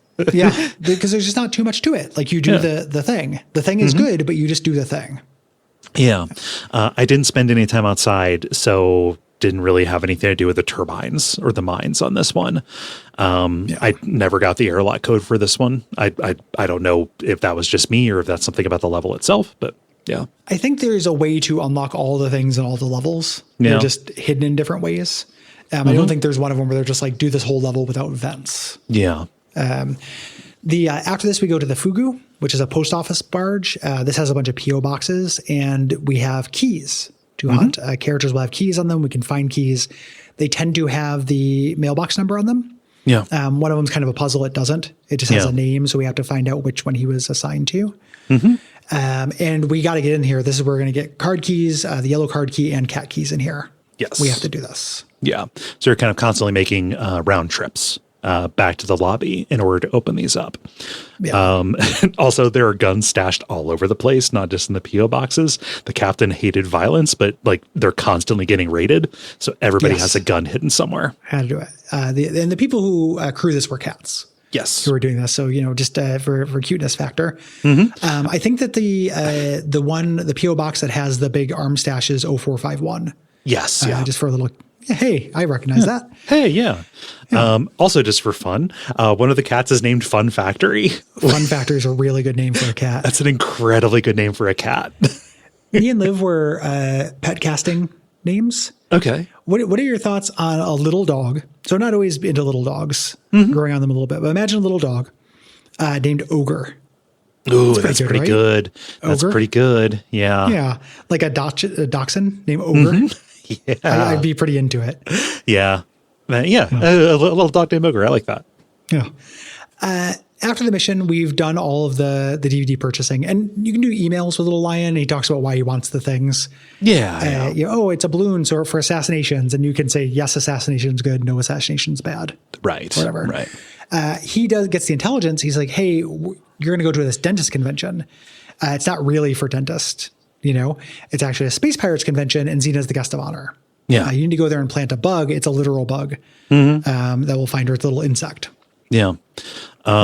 Very fun visual gag as you grapple in. The banner outside says, the banner outside says dentist convention, but like as you pass inside, the banner inside says not dentist convention, actually space pirate convention. That is funny. But the other thing I liked is that when it says dentist convention and there are just hundreds of people hoarding in, it is just, the sky is empty because all the stars are here tonight. All the stars are here. It's very funny. Little Lion comes in his hot air balloon and gives us some intel, and he starts kind of hinting towards whatever, if there was going to be a philosophical thing to chew on this game. Xena is what you would have been if you had stayed a criminal, like successful, like she's good at it. We go undercover. We wear a space pirate costume here, and we get the little bug, and we start kind of walking around the convention. There's this hallway that has a museum with interactive displays about Xena's history. Yeah, she's the good twin. You're a good twin, and you're the bad twin. Yeah, through there, little cardboard cutouts. And you're depicted as like a little feral goblin version of yourself. Yeah. You get into there's the show floor as well. Here we can see all the devices. The cat costume is funny. It's a big mascot costume, and it has a little explainer. Like when cats see this, they will also see a cat. Things like that. Yeah. And then, another good joke, I think, given the jokes in this are visual, are good. You get into the green room and you have to put a bug in her sandwich. But a big tray of sandwiches come out and you're looking for her name. And then another tray comes out and you're looking for her name. And then a huge one that takes over the entire room with hundreds of sandwiches comes out. Yeah. Good joke. Yeah. A shrunken head, regular size, extra large. Yeah. It montages through and you've touched all of the sandwiches with your bare hands. And you've planted the bug and your disguise is off. This fangirl comes in and talks to you thinking that you are Xena, saying like, oh, I joined up because you do things differently. Yours is a great hench job because of your no man left behind policy. You can, you pay for the skull savers. Yeah. In a way that was making me think that my character was going to reflect on all the people she killed at some point. Yeah. Again, I'm not necessarily yearning for that. I don't want Spec Ops skin deep. It just felt like it had the Spec Ops the skin. Yeah. Skin Ops the deep. Skin Ops the deep. There we go. Yeah. It just kind of felt, how many cats were alive, Walker? It felt a little bit like it was going to do something with that. Yeah. It's like, oh, you think she's this awful person, but yeah. Yeah. Or you think that you're a good person. Yeah. But you're actually and that's such a hokey trope. I don't want that. It's just we got nothing instead. It's weird. Yeah. Or just like how much of this is like envy over the fact that you left the life for responsibility, but she is there and thriving, right? Yeah. And how much of this are you responsible for since this person split off from you? Are you really different at all? Like she's doing these things you consider evil. You are as well. She is you. Characters say this. My character does no internal processing about it. And my character resists that up until the moment they just kind of decide off camera not to. Yeah. Like we don't see the work. We don't see the characterization. It's there as a thing to think about if you look for it, but it feels like the game didn't do the work to me. Yeah. I don't need everything spelled out, but I do want to see characters struggle with stuff. That's what characterization is, right? Like, I mean, in a story, a character, generally you want them to have an arc, and she kind of doesn't. No, the arc opportunities are presented to her and she takes it, but it's just a binary. Yeah. You escape through the window, Little Lion picks you up. And he asks about Xena before he asks about you. And he starts saying, listen, I'm still friends with her. Like she's you, but you're the one who changed. You got out of the game. She didn't. Yeah. He'll be loyal to you because you're the original, but says like, actually, I feel bad for her. Like she was marooned there for like 20 years. Yeah. It's apparently a bad thing to be in wonky space. Yeah. And Nina admits she feels bad for her too, right? Yeah. I feel bad for her a little bit as well. Yeah. We now have 5 missions in a row. I will say that my stomach dropped a little bit, whereas we need 5 to triangulate where this is. A bunch of these missions are good. Yeah. But it was just like, whoa, boy. A little much. Starting with the Chiton, the secured vault freighter. This is a floating safety deposit box. And it is lousy with security cameras and turrets. There's basically no part of this that isn't covered by a security camera in some form or fashion. Yeah, making vents a big priority. Yes. Here. One of the cats is inside the vault. So you have to do the optional objective. So the optional objective ends up being getting in the loud way rather than the easy way. I just did it, the easy way, basically. One of the Numb Bunch lost the captain's ID, which is needed to open it. You can also find a bypass for it. To activate the ID check, you have to hit these two buttons at the same time. A little laser grid pops up, and you can throw something to hit the other button, which is also what I did. Yep. TNT will blow up the safe, which you can find in a hidden panel. TNT is pretty useless other than that. Like I kept trying to time it out for the boarding thing. Yeah. It's just a time bomb without a timer. And I could not time it out right. It would always go off a little bit too early. And it was kind of the point where I would just like kind of wait and it would say like, oh, they've breached the ship. And I would throw it into that room and get into a vent and then just hope. Yeah. And sometimes it would work. Yeah. There's only one airlock for the reinforcements. You can actually set up trap. Yeah. For once, using, the kill room trick with the hack grenade, if you find that, having the turret help you out. And this is where they introduce enemies that will drop landmines around. These will emit this kind of knockout gas if you disturb them. They don't knock you out. They make your vision really fuzzy. Mess with your movement. You have to get away from them. And of course, you can use these against enemies. You can throw bolts or whatever at them when an enemy is near them to set them off. This is about when we start getting the armored guards, who are the most difficult version. You cannot pounce on them and make them, run into stuff. You have to kill them directly. And also, I think all of them or some of them attack by firing barrages of homing missiles at you. I think all of them. Further, they have a third lung. So the medium enemies, my big thing was using an airlock to kill them.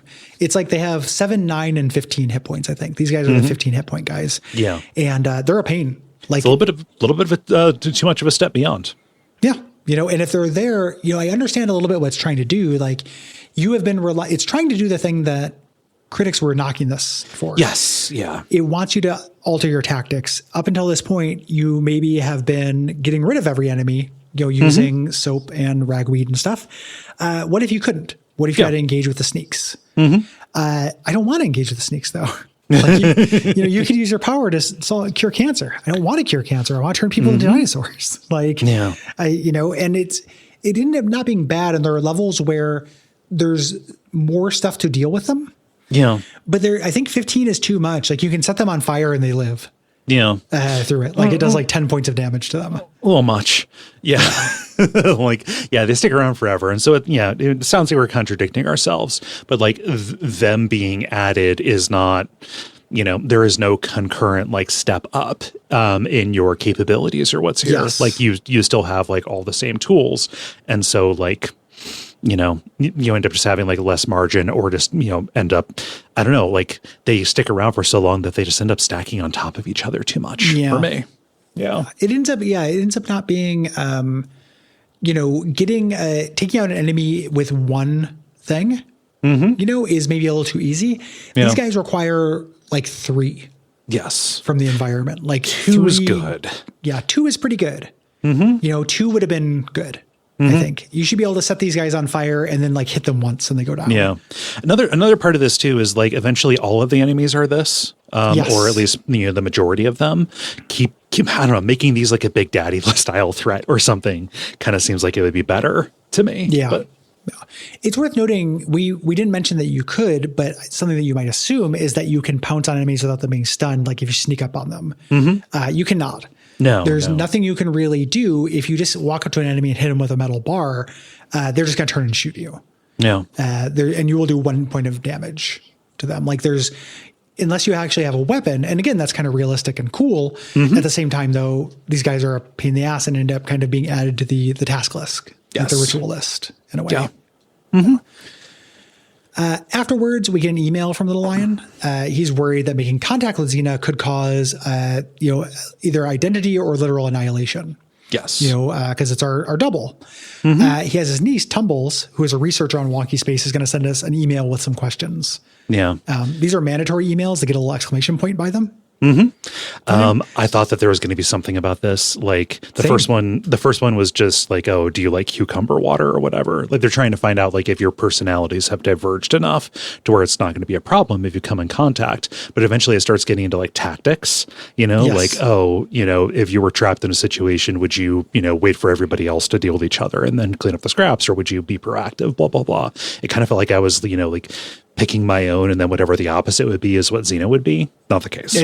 Yeah. And this does not pay off in the end.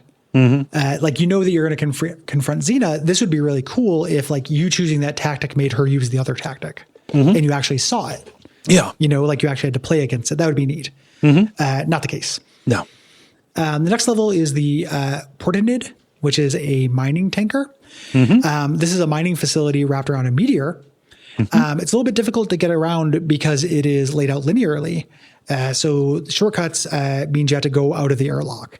But there's a big mining laser inside and outside. Yeah. The inside one is where I killed every guard. Oh my God. It was a real problem with the toilet hours, actually. Incredible. Yeah, absolutely problem with the toilet. These idiots will walk into a laser. Turning on the laser has a little refractory period. Yeah. But you can turn it on and they'll just walk into it. It kills anything. Yeah.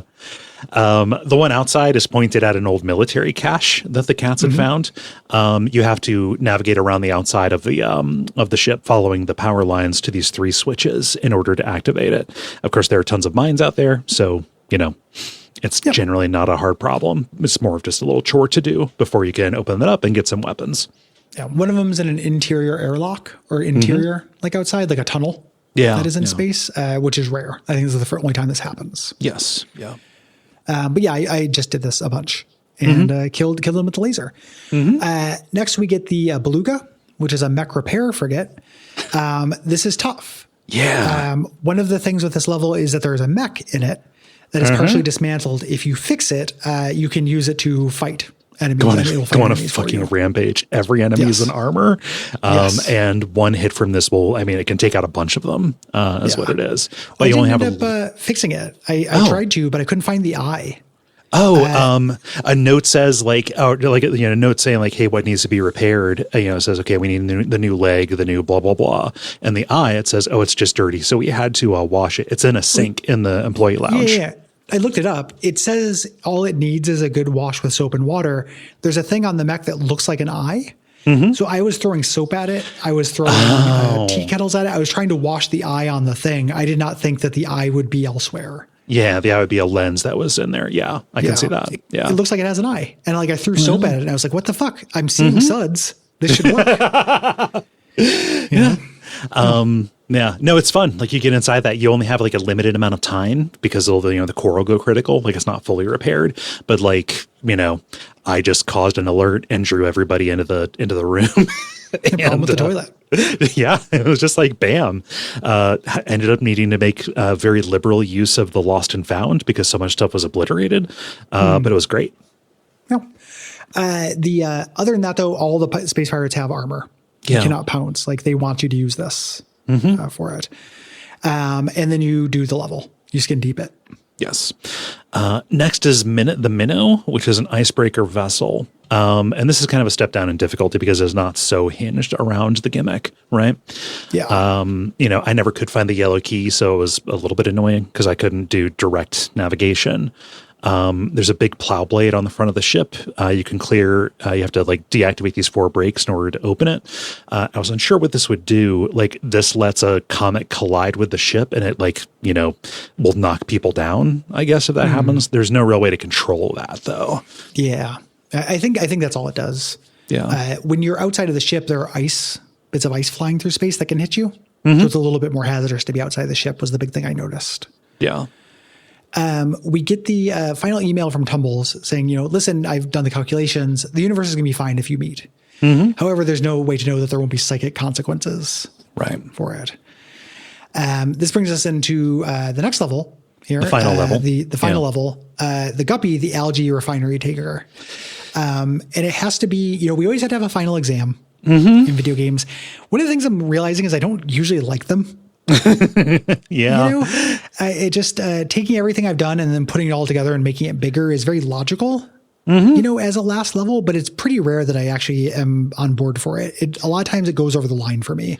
Yeah, it ends up being like a little bit too maximal. Like a mid-game exam, I'm fine. Like that is what Mr. Freeze is in Arkham City. Yeah.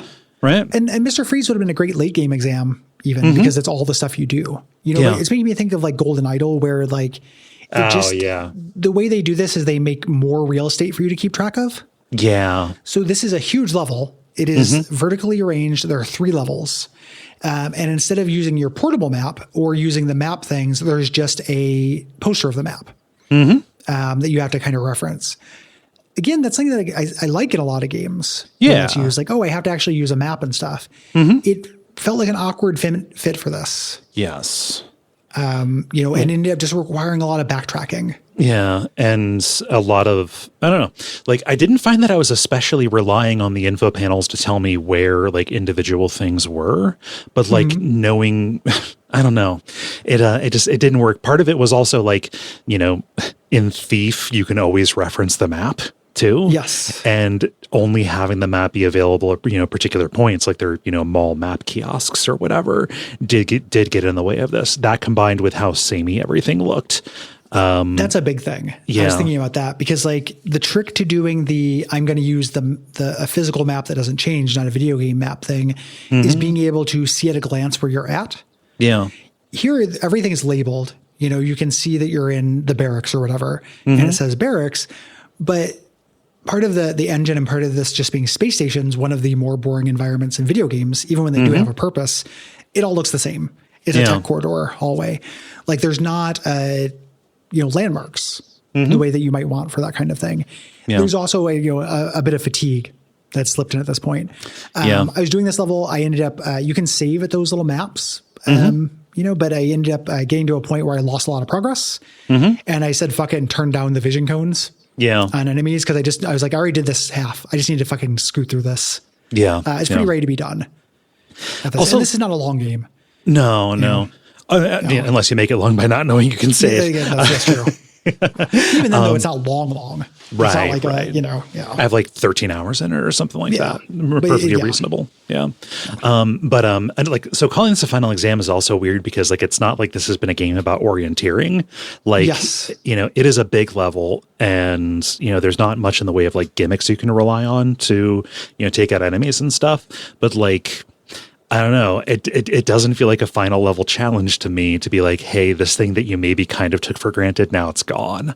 Like it's not actually like testing something that is like a core part of the mechanics or like what it is asking you to do. Right. The parts where it does do that, I think, is that there are more enemies and there are more enemies covering each other. Yeah. There's the most enemies in the game in this level and they're in the same room, a lot more often. But like, again, I'd done it.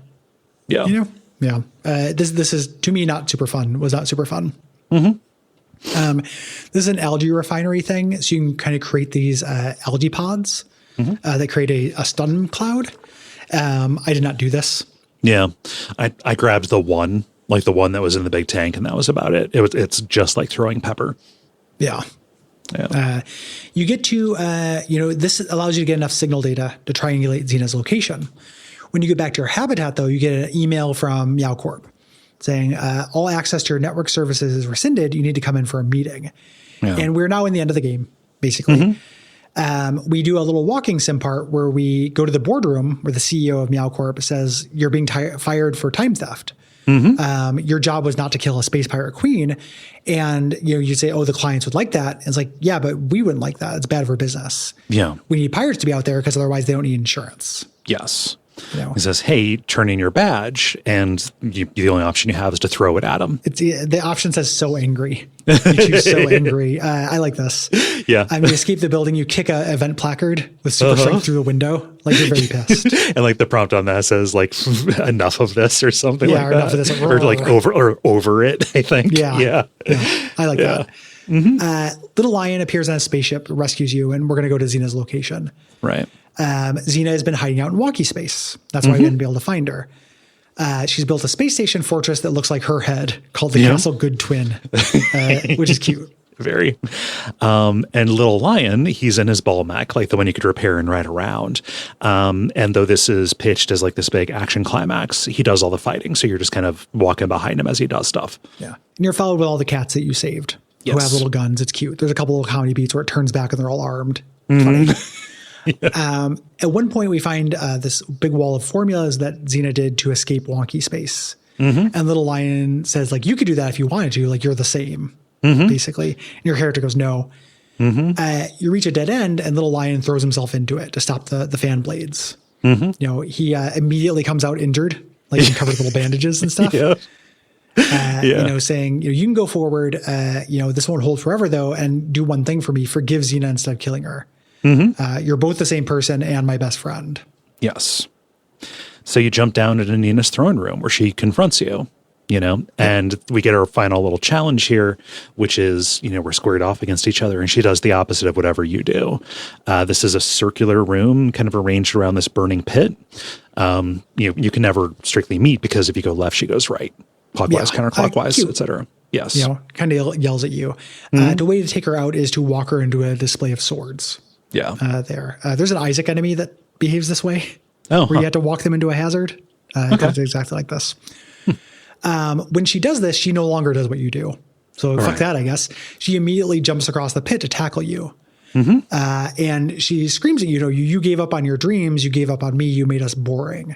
Thinking like, okay, again, that's kind of a theme. If my character had regrets about going into the insurance biz and no longer being an assassination. Yeah, they have not been voiced if that was the case. Right. In the struggle, the railing breaks, Xena falls in the pit, but we catch her. And because they touch, and my character has a realization, they circle each other while dreamy music plays. And we see things from the game, and it says we synchronize. Basically, we forgive them. Yes. Yeah. And then we get our interactive ending. Yes. We're like it's a little epilogue thing. We're on a beach and Little Lion says like, the burgers are ready. Build with Xena to see if she needs like a mushroom burger or something. Yes. Or go check on her and ask her that. We don't know that Xena's still alive. Yes. We know she's alive. She's over by the ship. We don't know what she wants. The way I took it is he knew that she was alive. Yeah. It just he doesn't specify who. It's treated a little bit like a reveal that like, it's her. Oh, gotcha. Like you're having a beach barbecue with your sworn enemy. Yeah. Go check with her. Yeah. Yes. And it's a big party. All the cats are there.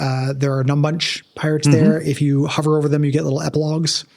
Based on their emails. So if you were very, very invested in how the magician cat worked, you get to see what happened to them. I defy you to be that invested. But if you were, you get that.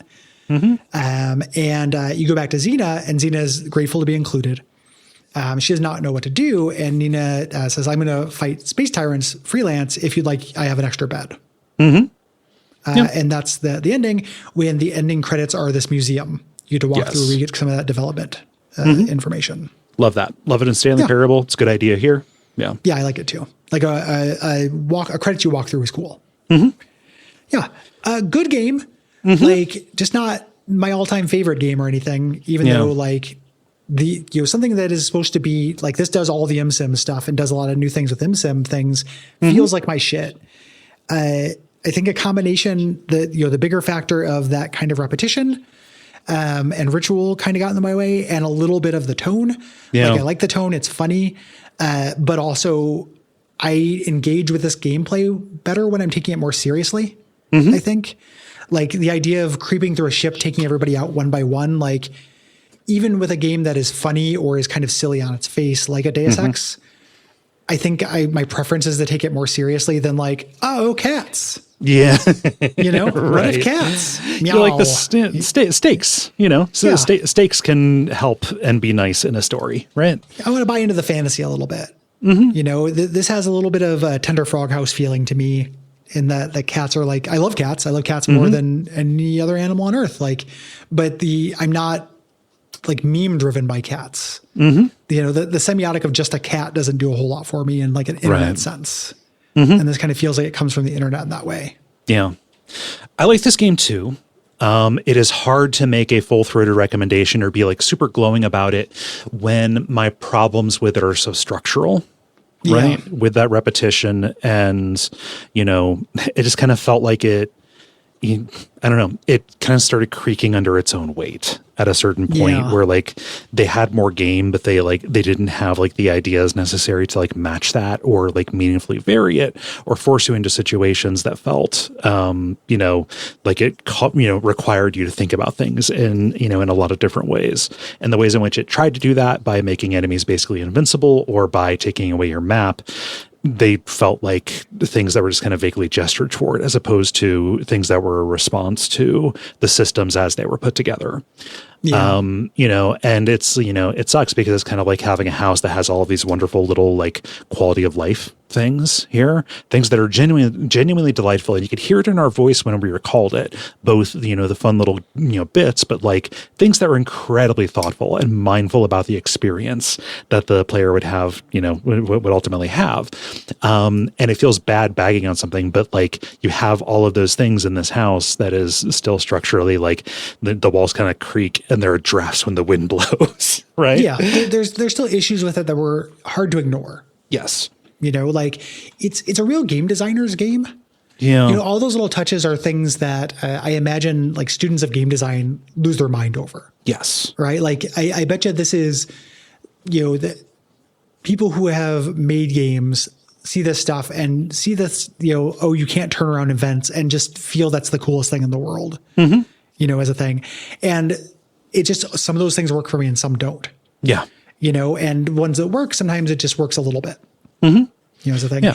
The other thing I was thinking about this is that I'm almost too, I'm not like, I haven't played every sim in existence or anything. This game almost teaches you what the genre is about and how to play it. Like if you'd never played an sim, I think this is kind of a good starting point. Yeah. In that it carries forward a bunch of those principles in a way that is extremely clean.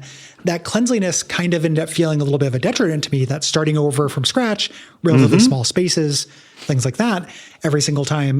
But if you were not used to the genre, this would be a good way to get into it. Yeah. I think you and I, like having been fans for a long time, the genre had to develop out of like constituent parts of other kinds of games. And like the slop as it formed its identity is a real part of the charm and an appeal. Right? Yes. Yeah. For me, it has a feeling of a little bit like parts where I was playing this, that cleanliness felt a little bit like Spelunky to me. Another game that this crew fucking loves. They love, and I don't like. Like I should. I like the other things that are like it, but I don't like Spelunky. It's too clean. It's real basic. It feels like a very elemental form of a thing, and I don't want an elemental form of a thing. It's like how impurities make water taste good. Yeah. It's locked in. Yeah. Yeah. Too locked in for me. Like I don't admire cleanliness that much in video games. I want things to be a little bit messy, usually. Yeah. Other than Into the Breach, which is perfect. Exactly. With some exceptions, of course. But like, see, whenever we talk about roguelikes, why we're both dog off for Monster Train and less into Slay the Spire. Like, it's messy. Yeah. It's not perfect. Like, perfect can be a derogatory thing for me at least. Yeah. If you want to see, so another thing that kind of got in the way, I'm happy you mentioned the Spelunky thing. Like the game that I think does a lot of like, capture some of the feeling that this is trying to get at, that it just kind of constantly kept reminding me of, is fucking Heat Signature. Sure. Yeah. Like, and Heat Signature is, I thought about Heat Signature a lot as well. Yeah. Not least of which just because you're on spaceships and airlocks are a big part. Yeah. You're on spaceships and you can avoid people and stuff. Yeah. Yeah. I don't know. It's good. It's good. I like it. It's just, I wanted to love it. I don't love it. I like it. Yep. If you are listening to this and you're any kind of person from any kind of minority and you have a project or product you'd like us to shout out, please send me an email, Gary@Duckfeed.tv, include pronouns, spelling, and a description, links, things like that, and we'd be happy to do so.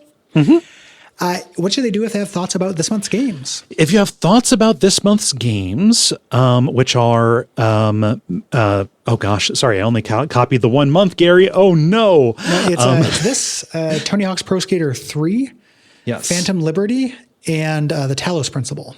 Yes. If you have thoughts about those games, write in by July the 15th. It is always the 15th of the month. You do that at duckfeed.tv/contact. If you have thoughts about August games, it is August the 15th. Those games are Metroid Zero Mission, Split Fiction, and Mercenaries Playground of Destruction. Yes, for the PS2. If you have thoughts about multiple games, please write in multiple responses, and please keep your thoughts brief and specific. Those are our favorites. If you like this show, if you want us to keep doing this, the way you keep that going is through Patreon. We are entirely listener supported. We do not have advertisers or sponsors. If you go to patreon.com/duckfeed.tv, $5 a month gets you this month's bonus episodes, which are going to be the Talos Principle and next month Mercenaries, including all of our bonus episodes and bonus shows. We put out a lot of content. A common criticism, like when people leave the Patreon, sometimes it's like, well, there's too much to listen to. Yeah. My response, you don't have to listen to all of it, but just know there's lots of stuff out there. If you like us and you want more of it, it's there for sure. Yeah. If you can't do the Patreon, we understand. Please leave us a rating or review. Subscribe in your podcast directory of choice, and tell your friends if you loved Skin Deep and you want to bum out people who also love it. Or, something we hear like frequently, someone will be like, oh man, you put the finger on something that was bugging me. It's not always us bumming people out by being mostly positive about something. Like that is a watch out for fireballs trope where we're like, we like something, it's a B, and people are like, you fucking hate it. That does happen. People don't like hearing things that they like criticized, but sometimes people do. Sometimes people like having something articulated for them. Yes. This might help with that. You can also join us in thanking our producer, Gwen. Yeah. Thank you, Gwen. What should they watch out for until next time? Good old standby. Watch out for banana peels.